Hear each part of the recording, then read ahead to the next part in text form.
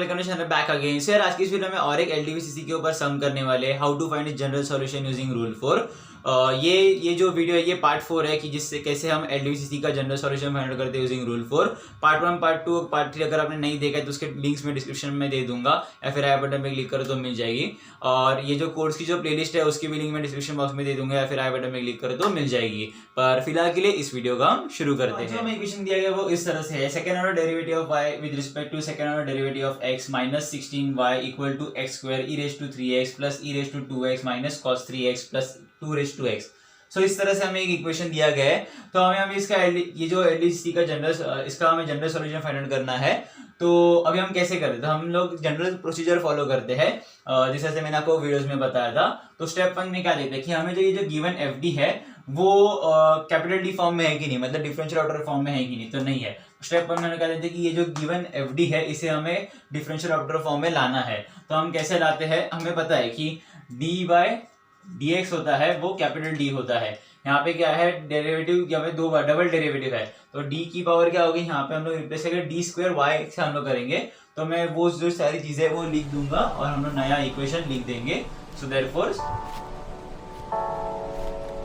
इस तरह से हमें इक्वेशन आ जाता है। तो अगर आप देखोगे यहाँ पे गौर से तो यहाँ पर मैंने यहाँ पर डी की पावर स्क्वायर होनी चाहिए, तो डबल डेरिवेटिव को मैंने यहाँ पे डी स्क्वायर से रिप्लेस किया। तो हमें ये जो इक्वेशन है ये किस तरह से आता है, अगर हमने रिप्लेस किया तो D square Y minus 16y इस तरह से आ जाता है। यहाँ पे मैंने डायरेक्टली यहाँ पे मैंने y को कॉमन लिया और इस तरह से हमें आ जाता है हमारा ये जो है ये हमारा fd आ जाता है। इसको ही हम लोग सेकंड स्टेप में इक्वल टू 0 कर देंगे, ऑक्सिलरी इक्वेशन बन जाएगा उसके रूट्स निकालने के और हमें कॉम्प्लीमेंट्री फंक्शन फाइंड आउट करना है। सो ये यहाँ पर, और ये जो क्वेश्चन को मैंने 1 मार्क कर दिया ये 2 है, तो हमें कहाँ से आया third equation from equation 1 and 2 से आया। सो अभी मैं आगे जिस तरह मैंने आपको बोला इसको मैं ए मार्क कर दूंगा ये एफ डी को। सो देयरफॉर ये जो इक्वेशन है ये इस इक्वेशन का ए है, तो हमने ऑक्सिलरी इक्वेशन है जिसको मैंने इक्वेशन 4 मार्क कर लिया। हमें पता है कि ये इस इक्वेशन के रूट्स क्या आएंगे +4 -4। अब यहाँ पे तो डायरेक्ट है इसलिए मैं डायरेक्ट लिख दिया। अगर आपको नहीं समझ में आया, कभी अगर नहीं समझ में आया तो कैलकुलेटर भी यूज कर सकते हो। यहाँ पे आपको स्ट्रेट फॉरवर्ड दिख रहा है 16 का स्क्वायर रूट क्या होता है 4 होता है और स्क्वायर है तो +-4 आ जाता है। तो यहाँ पर ये रूट्स आते हैं +और -4। सो हमारा जो सी एफ क्या आता है, हम देखते हैं रूट्स क्या है, ये रियल है और डिस्टिंक्ट है। तो हम लोग सी एफ क्या लिखेंगे c1 e raise to mx। अभी प्लस पहला रूट क्या है 4 और सेकेंड हमारा रूट क्या है -4, तो e रेज टू -4x। तो ये आता है, इसको मैं हाईलाइट कर देता हूँ। सो दिस इज इक्वेशन 5 और ये है हमारा C F for this given equation. तो अभी हमने सी एफ फाइंड आउट कर लिया। अभी हमें क्या देखना है, हम लोग थर्ड स्टेप क्या बोलते हैं कि हमें पी आई फाइंड आउट करना है सी एफ के बाद। तो हम लोग पी आई का फॉर्मूला क्या होता है, P I is 1/fd into x आ जाता है। हमें पता है हमारा एफ डी क्या है डी स्क्वायर -16 और हमारा एक्स क्या है, ये जो पूरा टर्म है यहाँ पर ये जो टर्म है ये पूरा हमारा एक्स है। तो हम लोग वो जो वैल्यूज है वो मैं यहाँ पे सब्स्टिट्यूट करके बताता हूँ। सो देयरफॉर अगर आप तो इस तरह से इक्वेशन आ जाता है, उन्होंने सारे वैल्यू सब्स्टिट्यूट कर दिए। तो अगर देखोगे तो इस डायरेक्ट अगर ऐसा कभी एक्स आता है उसके लिए डायरेक्ट कोई ऐसा रूल नहीं अप्लाई होता है अब तक हमने अब तक सीखा वो। तो हम लोग अभी क्या करेंगे, यहाँ पे जो एफ डी एस को हम लोग सबको डिवाइड कर देंगे। सो मैं आपको अभी डिवाइड करके बताता हूँ। तो इस तरह से इक्वेशन आ जाता है जब हमने यहाँ पे जो ये एफ डी को इसको हमने सारे टर्म्स के साथ उन्होंने डिस्ट्रीब्यूट कर दिया। तो यहाँ पर मैं ये जो इक्वेशन है इसको मैं ना 6 मार्क कर लेता हूँ। तो क्या होगा पता है, और इसमें से बाद में मैं क्या करूंगा पता है, सिर्फ मैं पहले ये पार्ट को सॉल्व करूंगा एंड देन मैं ये पार्ट को सॉल्व करूंगा एंड देन मैं ये पार्ट को सॉल्व करूंगा एंड देन मैं ये पार्ट को सॉल्व करूंगा। मैं इसको पार्ट में क्यों सॉल्व कर रहा हूँ, क्या हो रहा है कि यहाँ पर ये जो यहाँ पे मेरा स्पेस भी नहीं है उतनी, मतलब इतना बड़ा इक्वेशन लिखने के लिए, और कंफ्यूजन भी हो जाएगा कि यहाँ पे अलग अलग रूल्स रहते हैं। यहाँ पर देखोगे इस फर्स्ट पार्ट को देखोगे तो यहाँ पे हमारा रूल 4 अप्लाई होगा, यहाँ पे e raise to x into v इस फॉर्म में आ रहा है। तो यहाँ पर रूल 4 होगा, यहाँ पर रूल 1 होगी e रेज टू 2x है। यहाँ पर हम लोग रूल 2 लगाएंगे, यहाँ पे रूल 1 लगाएंगे, यहाँ पे रूल 2 लगाएंगे और यहाँ पे कौन सा रूल लगाएंगे वो मैं जब ये पार्ट आपको बताऊंगा तो समझेगा। इसमें तो कुछ सिंपल है पर जब मैं वो पार्ट सॉल्व करूंगा यहाँ पर, मतलब इसको जब पार्ट बाय पार्ट सॉल्व करूंगा तब आपको मैं अच्छे से डिटेल में एक्सप्लेन करूंगी इसको हम कैसे सॉल्व करते हैं, ये टर्म क्या है करके, कौन सा रूल हम अप्लाई कर सकते हैं, तो वो मैं आपको बताऊंगा। सो मैंने इसको इस इक्वेशन को 6 माना है एंड देन मैं अभी आपको सिर्फ ये जो पार्ट है इसको मैं कंसीडर करूंगा और इसको मैं आगे सॉल्व करूंगा। ये जो सब पार्ट है वो। तो इस तरह से इक्वेशन आ जाता है। यहाँ पे ये पार्ट मैंने सिर्फ कंसीडर किया तो हमें पता है कि अभी यहाँ पे ये कौन से फॉर्म में e raised to ax into v form में आ रहा है। तो पहले मैं यहाँ पर जो रूल 4 है वो रूल 4 अप्लाई करूंगा और e raised to 3x को मैं लेफ्ट पे ले जाऊंगा। तो मैं आपको रूल 4 अप्लाई करके बताता हूँ। सो देयरफॉर इस तरह से हमने रूल 4 अप्लाई कर दिया। रूल 4 क्या कहता है कि अगर e raised to x into v कोई टर्म हो, हमारा x हो, कैपिटल एक्स है, तो हम लोग जो d के बदले ना d प्लस ए की वैल्यू सब्स्टिट्यूट करेंगे, d के बदले d प्लस ए सब्स्टिट्यूट करेंगे। यहाँ पे अभी a की वैल्यू क्या है, यहाँ पे 3 है, तो बस d प्लस 3 स्क्वायर माइनस 16 इस तरह से आ जाता है। सो या उसके बाद में हम लोग ये जो टर्म है इसको हम लोग फिर से इस टर्म को एक्सपांड करके सिंप्लीफाई करने की कोशिश करेंगे। तो मैं इस टर्म को एक्सपांड करके बताता हूँ। सो देयरफॉर इस तरह से इक्वेशन आ जाता है। तो यहाँ पर अभी मैं ये जो पार्ट है इसको मैं ये कितना आता है, ये -7 आ जाएगा। सो ये यहाँ पर इसका जो क्या कहते हैं सिंप्लीफाइड वर्जन है वो -7 में आ जाएगा। तो मैं वो लिख देता हूँ अगले स्टेप में। सो इस तरह से आ जाता है हमारा इक्वेशन। तो अभी हमें पता है कि हमें यहाँ पे x स्क्वायर है, मतलब x स्क्वायर हमें अभी कौन सा रूल लगाना है, रूल 3 लगाना है। तो रूल 3 क्या कहता है, अगर हमारा जो कैपिटल x है वो x स्क्वायर, अगर x raise to power m है, तो हम लोग क्या करते हैं, हम fd को किस तरह से लिखते हैं, 1 प्लस फाइव डी के फॉर्म में लिखने की हम लोग कोशिश करते हैं। मतलब ये सारे जो डी के टर्म्स है उनको इकट्ठा करेंगे। हम कैसे करेंगे, यहाँ से 7 को कॉमन ले लेंगे और बाहर निकाल के रखेंगे। और आई थिंक हम लोग यहाँ पर पूरा -7 को ही हम लोग कॉमन निकालेंगे, जिससे कि कैलकुलेशन थोड़ा इजी हो जाए। सो देयरफॉर तो इस तरह से इक्वेशन आ जाता है। हमने -7 को हम लोग कॉमन बाहर निकालते हैं, यहाँ पे -7 को कॉमन बाहर निकाला है और ये इंटू एक्स स्क्वायर हो जाता है। तो अभी हमें पता है कि इसके आगे हम कैसे प्रोसीड करते हैं। ये किस फॉर्म में आ रहा है, अभी यहाँ पे हमने 1 माइनस 5d 1 प्लस 5d इस फॉर्म में लिखा, ये हमारा 5d है। और अगर हम इस 5d को x के साथ करेंगे, मतलब हम लोग उसको 1 बाय x 5d को हम लोग 1x मान लेंगे, तो 1 बाय 1 माइनस x का हमें एक्सपांशन पता है क्या होता है, 1 प्लस 1 है 1 plus x plus x square, इस तरह से चलते जाता है। तो हम लोग वही अभी सारी चीजें यहाँ पे हम लोग परफॉर्म करेंगे। तो मैं आपको एक्सपांड करके बताऊंगा डायरेक्ट इस फॉर्मूला में। सो देयरफॉर यहाँ पे इस तरह से एक्सपांशन आता है। तो हमें पता है कि यहाँ पे हम लोग कौन से टर्म्स अभी कंसीडर करेंगे, ये तो है 1 है, इस टर्म को कंसीडर करेंगे। यहाँ से हम लोग सिर्फ ये जो 6d टर्म है इसको ही कंसीडर करेंगे, क्योंकि डी स्क्वायर के आगे जितने भी टर्म्स आएंगे, जो भी आएंगे टर्म्स, उनके साथ अगर हम लोग एक्स स्क्वायर को मल्टीप्लाई करेंगे तो 0 ही आंसर आ जाएगा। सो हम लोग उन सारे टर्म्स को हम निगलेक्ट कर देंगे। सो अभी मैं यहाँ पर जो भी है टर्म्स है वो उसको यहाँ पे लिख के दिखा दूँ आपको। सो देयरफॉर इस तरह से मैंने यहाँ पे जो भी टर्म्स हम लोग कंसीडर करने वाले वो लिखे, इसके आगे सारे टर्म्स होकर जो भी आएंगे एक्स स्क्वायर के साथ वो 0 हो जाएंगे, तो इसलिए मैंने वो डॉट डॉट करके लिख दिया। तो इस तरह से आएंगे। हम लोग अभी नेक्स्ट स्टेप में हम लोग एक्स स्क्वायर को अंदर ले लेंगे, बट फिलहाल के लिए मेरे पास यहाँ पे जो स्पेस थी वो खत्म हो गई है। तो मैं यहाँ पे सिर्फ ये जो टर्म है इसको ये इस इक्वेशन 3 को रखूंगा, एंड देन इक्वेशन 4 का रखूंगा, इक्वेशन 5, और ये जो इक्वेशन 6 है मैं इसको यहाँ पर ऐसा एक सेपरेटली क्लीन वे में लिख दूंगा। और ये जो स्टेप है एज इट इज मैं यहाँ पे कॉपी करके आगे हम लोग जो स्टेप है वो हम लोग करेंगे। सो अभी के लिए फिलहाल के लिए अगर आप कुछ लिखना तो आप लिख सकते हो।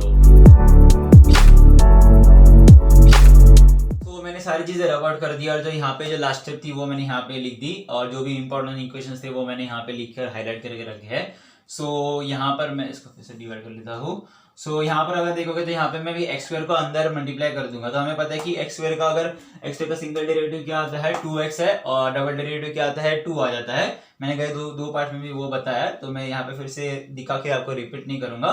तो हमें पता है कैपिटल डी क्या है, d/dx होता है। अगर डेरिवेटिव d/dx मतलब यहाँ पर जो डिफरेंशियल ऑपरेटर की पावर क्या है 1 है, 1 मतलब यहाँ पे एक ही बार डेरिवेटिव है, डी स्क्वायर मतलब डबल डेरिवेटिव है। तो यहाँ पर 2x आएगा, यहाँ पे डी स्क्वायर के यहाँ पर भी रहेगा, वहाँ पे 2 आ जाएगा।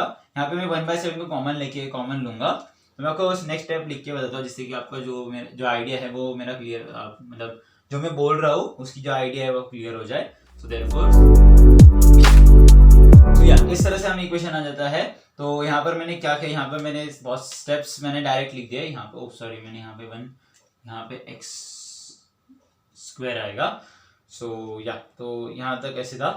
तो यहाँ पर मैंने क्या किया, यहाँ पर मैंने एक्स स्क्वायर को अंदर लिया, 1/7 को मैंने कॉमन रखा है, एक्स स्क्वायर को अंदर लिया तो 6 यहाँ पे एक ही डेरिवेटिव है, मतलब 2x आएगा। यहाँ पे 2 into 6 क्या होता है 12, तो यहाँ पे 12x आया है।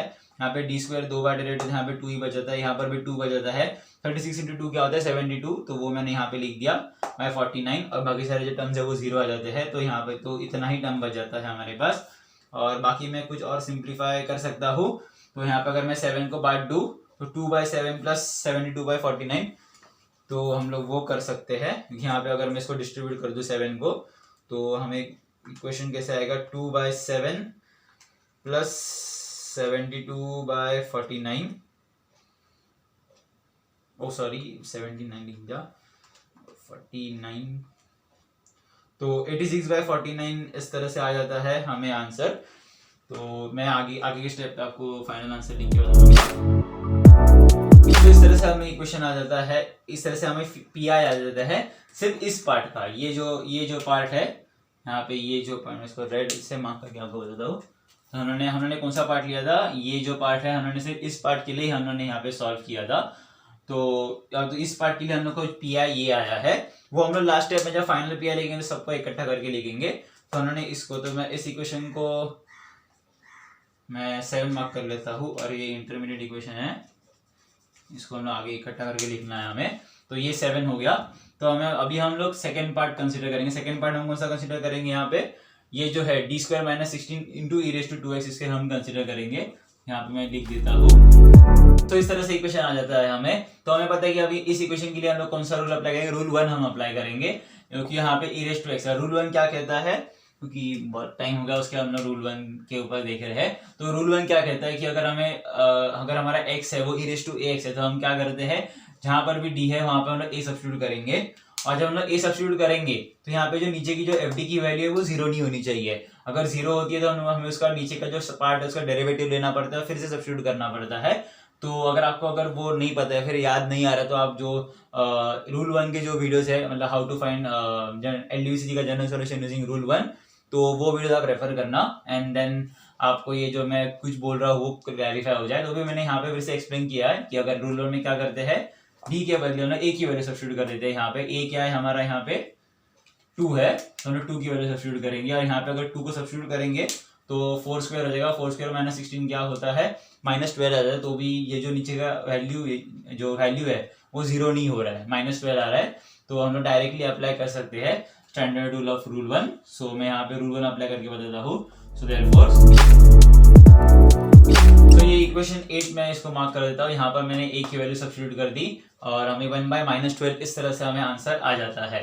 तो यहाँ पर तो मैंने जैसे यहाँ पे आ जाता है। अभी हम लोग यहाँ पे ये cos 3x के साथ जो पार्ट है, मतलब 1/d² - 16 इंटू cos 3x, ये जो पार्ट है यहाँ पे मैं हाथ दिखा रहा हूँ, जहाँ पे मैं पॉइंट कर रहा हूँ, तो वो हम लोग यहाँ पे लिख देंगे, वो कंसिडर करेंगे। तो उसके लिए हम लोग कैसे करेंगे, ऐसे यहाँ पे पार्टीशन लगा देता हूँ, जिससे कि आप जब लिखोगे तो समझ में आ जाएगा। तो यहाँ पर हम लोग रूल 2 अप्लाई करेंगे। रूल 2 क्या कहता है, यहाँ पर भी d² है, वहां पर -a² की वैल्यू सब्स्टिट्यूट करनी है, तो यहाँ पे हम डायरेक्ट सब्स्टिट्यूट कर सकते हैं। यहाँ पे एक ही d² टर्म है, तो मैं यहाँ पे रूल 2 अप्लाई करके बताता हूँ। देयरफॉर यहाँ पर ये इसका सम क्या आएगा, -1/-25 आ जाएगा। तो इस तरह से हमें आ जाता है इसका, यहाँ पे ये जो पार्ट है इसका जो आंसर है वो ये आ जाता है, ये जो पार्ट है वो आ जाएगा। मैं इसे इक्वेशन 9 मार्क कर लेता हूँ। इस तरह से आ जाता है। एंड देन हम लोग अभी हमारा जो लास्ट पार्ट है इसे कंसिडर 2⁻x के साथ जो है वो हम लोग कंसिडर करेंगे। उसे मैं यहाँ पे नीचे लिख देता हूँ। इस तरह से हमें इक्वेशन आ जाता है। जब हमने यहाँ पे इस इक्वेशन को इसको हम लोग पार्ट ले लेते तब। यहाँ पर देखो, यहाँ पे हमने देखा कि अभी तक हमने कोई x का जो टर्म है उसको 2⁻x या फिर ऐसा कोई नंबर और ⁻टू वेरिएबल ऐसा कोई हमने अभी तक x ऐसा देखा, कैपिटल X का ऐसा कुछ देखा नहीं है। कौन सा रूल हम लोग कर सकते हैं वो देखा नहीं है। पर अगर मैं आपको बताऊं कि हम लोग अगर मैं इस 2⁻x टर्म को, ये जो 2⁻x टर्म को मैं अगर ऐसे लिख दूं e⁻log 2⁻x ऐसे लिख दूं, चलेगा ना। तो e⁻log ही अगर 2⁻x अगर ऐसा यहाँ पे, या फिर कोई जो भी x कोई भी वेरिएबल होता है तो वही आंसर आ जाता है 2⁻x। मतलब यहाँ इस एग्जांपल पे सिर्फ 2⁻x ही आ जाता है। तो वही यहाँ पर हम लोग इस्तेमाल करने वाले हैं। सिर्फ मैं यहाँ पे e⁻log 2⁻x ऐसे नहीं लिखूंगा, मैं इसको और सिंप्लीफाई करके ऐसे करूंगा e⁻x log 2। इस तरह से हम लोग e⁻x log 2 इस तरह से हम लोग इसको रिप्रेजेंट करेंगे। तो एंड देन हम लोग आगे का जो सम है वो प्रोसीड करेंगे।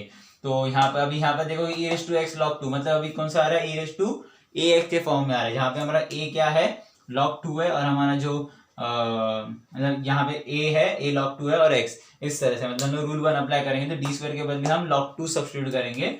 और वो यहाँ पे कुछ कटबीट नहीं, जैसे log 2 है वही एंड तक रखना, कुछ में हमें क्या कहते हैं वेरिएशन जैसा कुछ लाना नहीं है। तो ये है, तो मैं यहाँ पे आपको अच्छे से मैं यहाँ पे लिख के बताऊंगा कि हम लोग क्या कर रहे हैं करके।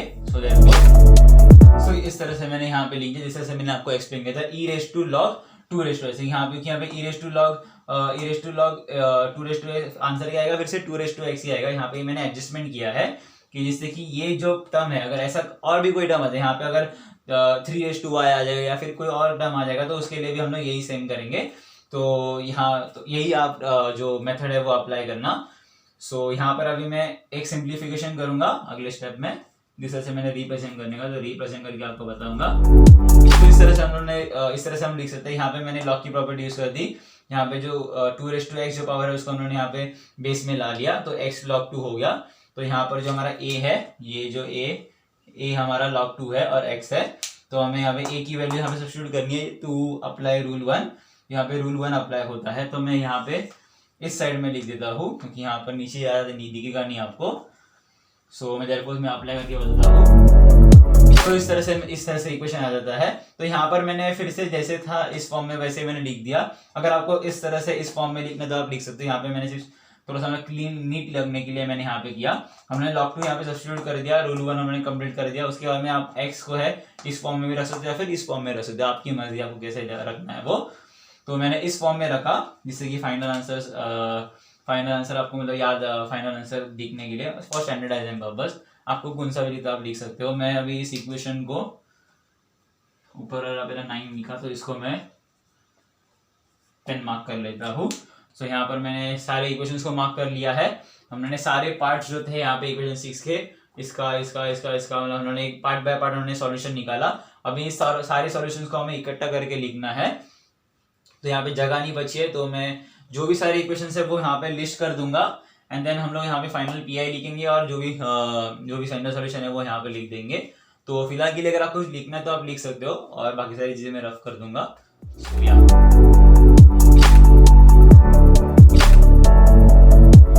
जो भी सारी मैंने चीजें यहाँ पे लिखी थी, जो भी इक्वेशंस थे मतलब जो इंटरमीडिएट इक्वेशंस थे वो मैंने यहाँ पे जो लिख दिए। यहाँ पे जो पार्ट के जो आंसर्स थे वो मैंने यहाँ पे लिस्ट कर दिए, इक्वेशन 7, इक्वेशन 8, इक्वेशन 9, इक्वेशन 10। तो यहाँ से हम लोग अभी जो फाइनल पीआ है वो लिखेंगे, जो भी वैल्यूज है वो सब्स्टिट्यूट करेंगे फ्रॉम दिस इक्वेशन और फाइनल पीआई लिखेंगे। सो हमारा फाइनल पीआई इस तरह से आता है। तो ये है final pi for this given equation. तो अभी हमें जनरल सॉल्यूशन है, जनरल सॉल्यूशन में क्या करते हैं, यहाँ पे जो सीएफ और पीआई को हम लोग इकट्ठा करके लिखेंगे। तो मैं यहाँ पे वो लिख के बताता हूँ आपको। सो ये है final general solution for this given equation. So या अगर आपको अभी कुछ लिखना तो आप लिख सकते हो। तो फिलहाल इस वीडियो में बस इतना ही। आई होप मैंने आपको जो पढ़ाया वो समझा। अगर आपको वीडियो इन्फॉर्मेटिव लगे तो प्लीज इस वीडियो को लाइक कर देना, चैनल को भी सब्सक्राइब कर देना, बेल आइकन को भी हिट कर देना, जिससे कि आपको नए नए वीडियोस की नोटिफिकेशन मिल जाए। और इस पूरे सम में से यहाँ पे जो 2 रेज़ टू x का जो पार्ट था वो थोड़ा ट्रिकी था, आपने कुछ नया सीखा।